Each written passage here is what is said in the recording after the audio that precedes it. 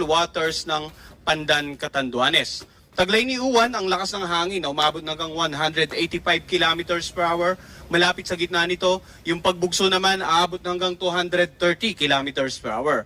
At patuloy itong kumikilos sa direksyong west-northwest sa bilis na 30 kilometers per hour. Kaya kung mapapansin po natin, may mga kababayan or may mga lugar talaga nakakaranas na ng masungit na panahon. In particular, itong mga lugar na halos napakalapit sa tinatayang matanga ng bagyong si Uwan.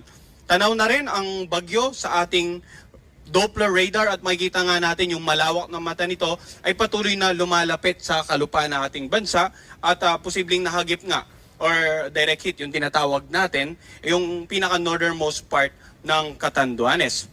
Ano nga ba inaasahan nating pagkilos? Unahin po natin yung magiging pagkilos ng mata ng bagyong si Uwan.